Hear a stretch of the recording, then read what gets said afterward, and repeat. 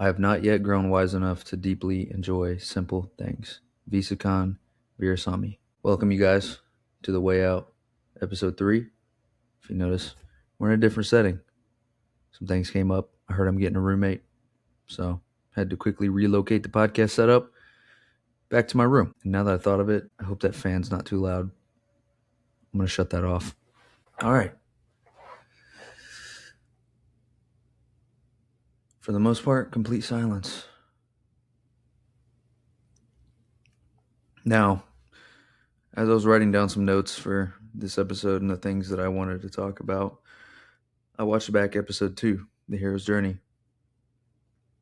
and I realized the things that I want to talk about in this episode is quite contradictory to the things from last episode.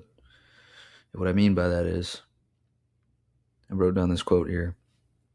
A man who can't find pleasure distracts himself with meaning. And that's where I was at 2 months ago. Couldn't find much pleasure in things. I felt like there was always something to be done. Something I could be doing other than said thing. And 2 months ago, I thought about that as a good trait. It's not that I think it's bad now, but it definitely needs to be tamed.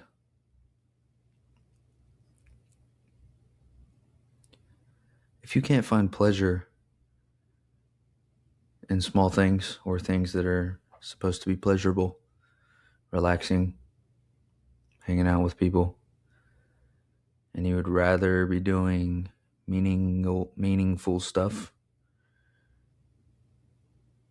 you sound like a hustler. You sound like somebody that's got dreams and goals and aspirations and all these things greater than yourself. But something you might fail to realize is there's a root of why you cannot feel pleasure, why you can't relax, why you can't enjoy simple things. And so, the time between last episode and this episode, I was faced with stillness. Some things came up in life, as they always do. And I was faced with stillness. I was faced with silence.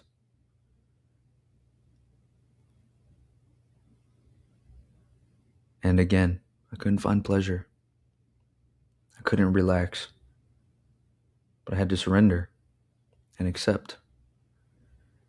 I had to surrender to myself because I was fighting myself so hard. And I had to accept what life was, the reality of it at the moment.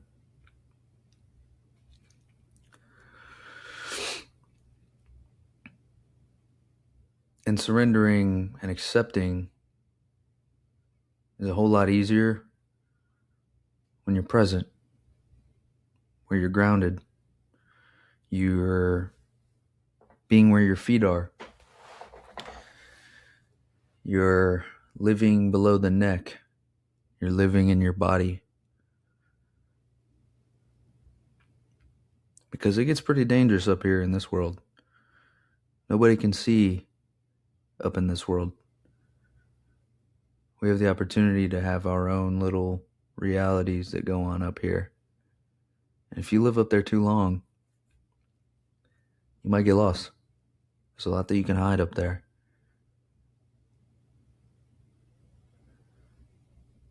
So through this 2 months, I learned to start living below the neck. Get into the body every once in a while. It's calling out your name. It wants connection. It's attached to you after all.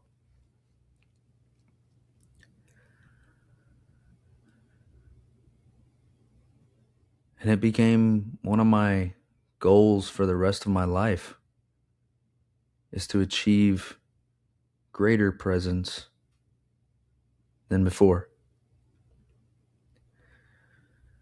To become so accepting of reality. Not letting go, but not fighting it anymore.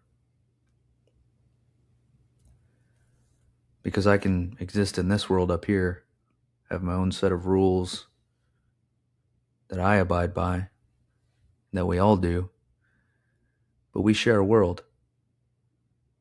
Once we get out of this one, we share the one that we all see. And so it's very selfish to live only by these rules that can be scary and ungoverned. So I had to remind myself to jump back into the one that we share. And that was such a valuable lesson that it's now become one of the things that I'll pursue in my life forever. Learning how to be present, more present. Appreciating deep conversations, people's time, the way the wind blows, the way the sun feels, the way the birds chirp, and all of the little things that you might be too busy up here to notice.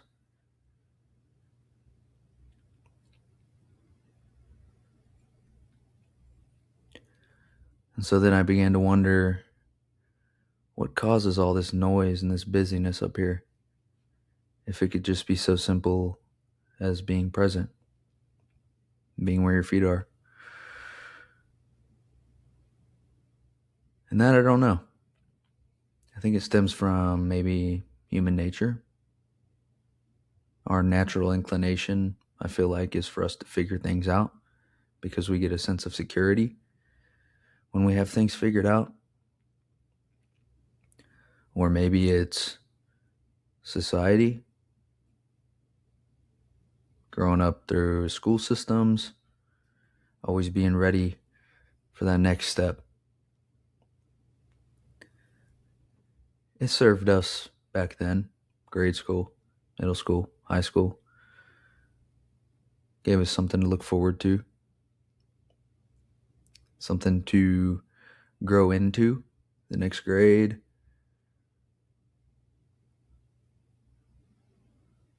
But then once you reach adult life,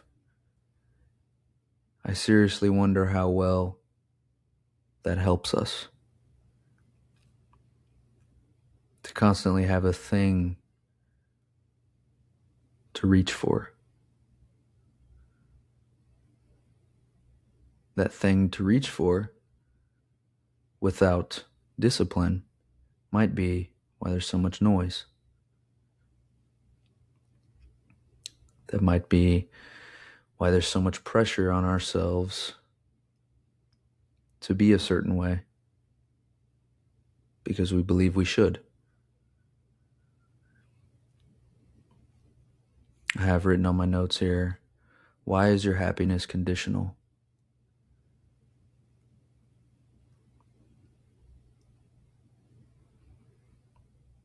I felt like not long ago in my life, my happiness was conditional. I couldn't be happy unless I was achieving things or completing things, whether they were empty or had meaning or purpose behind them or at all. It was just quantity, not quality. And that was me giving myself this gratification, this fulfillment, just by getting things done.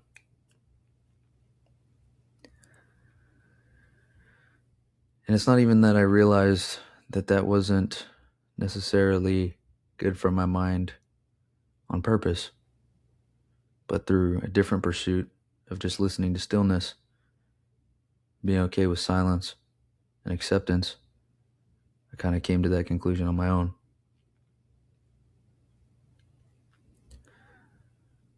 Why is it that our happiness is conditional? Why is it that our love for ourselves is conditional as well?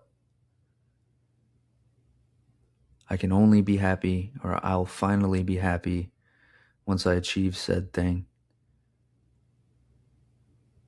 Or I've earned my own respect because I handled this situation appropriately or the way that I feel like I should have. It's very conditional. There's not a lot of room for error there. It's a lot of attachment to expectations, attachment to outcomes.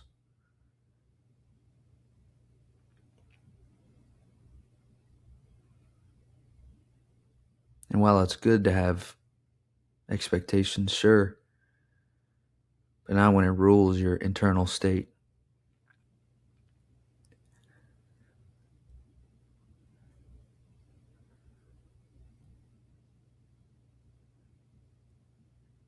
If suffering is inevitable, then suffer now in the reality that we all share, and not in the one from the past or not in the one from the future. Because for the future, you have yet to even come across that point. And for the past, it's already gone. So if suffering is inevitable at any stage, past, present, future, it makes the most logical sense to suffer where you're at and not be so filled with anxiety that you're all tense. You carry all this weight and all this pressure of things that don't even exist yet.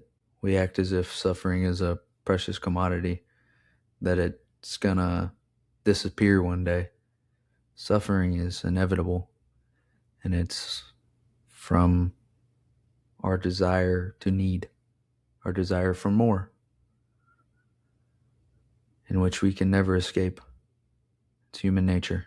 We need food, we need water, we desire. We need companionship. So don't get so lost in the sauce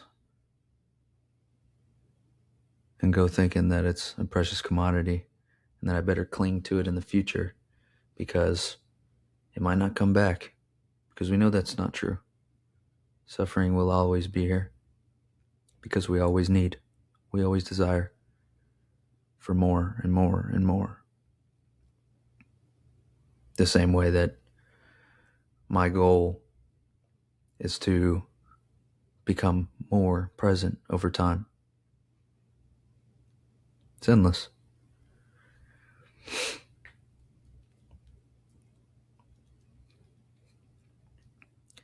And also in this period of time, I've prioritized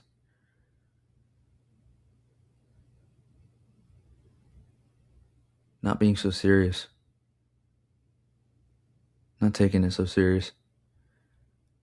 Life is inherently silly. It's filled with silly things that we do for silly reasons, especially in the military. But I'm sure in every other workplace ever, silliness at its root. And I look at all the other creatures that roam this earth. They don't seem to be stressed. They don't seem to take life so serious. When it's time to sleep, they sleep. When it's time to eat, they go and eat. Life doesn't have to be so serious. I think thinking that it's serious all the time is a serious problem. You can laugh. You can take pleasure in the small things. It's much more impressive to take pleasure in the small things than it is to be somebody that requires a grand symphony and 5-star dining to achieve happiness. It's much more impressive to achieve happiness just by stepping outside and feeling the wind than it is to need so much more than that. And through your pursuit of prioritizing nowness, the question of if you're enough disintegrates, because then you'll realize that everything has been enough. You're enough. What you have is enough. But you only start to think that you don't have enough or you're not enough when you spend so much time up here scrolling, lost in some other world. What you have is enough, and it's always been enough. We are abundant spiritual beings enjoying a human experience.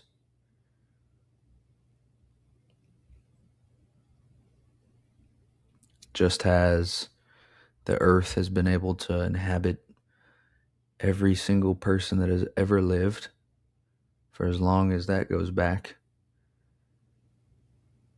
in all of its abundance, every resource that we've ever needed, you have that within you.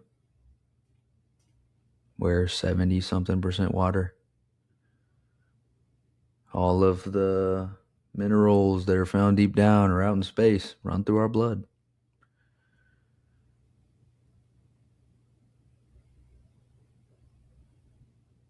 One of the biggest illusions is that we're separate from each other, whatever you perceive God to be,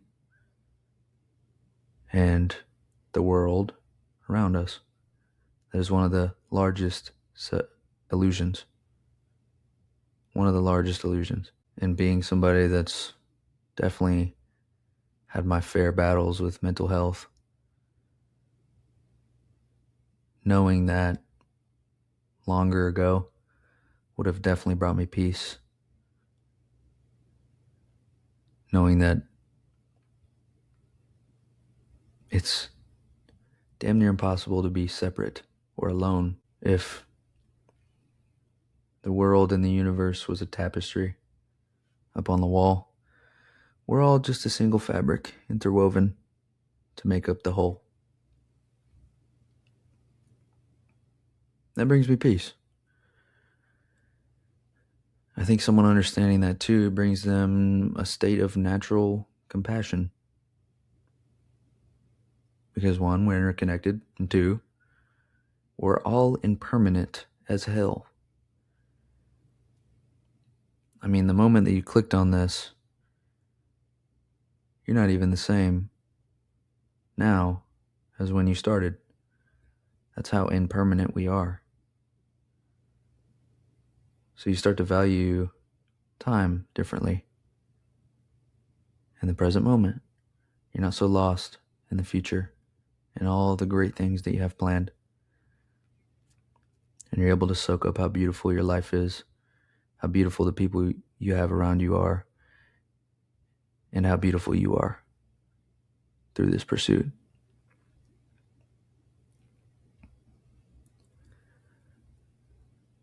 Life's natural rhythm is often described as ups and downs. So, for an analogy, let's use a roller coaster. It usually consists of ups and downs. I'm going to leave you guys with this question. If life is a roller coaster, because it has its natural ups and downs,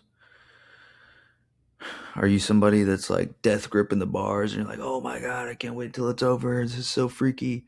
Or are you somebody that's going to throw your hands up and let go?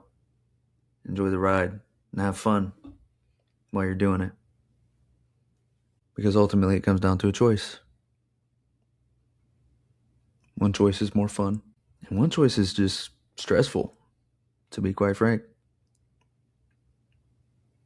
But anyways, you guys, if you made it to the end of this podcast, thank you. I appreciate you. And until next time, the way out is in.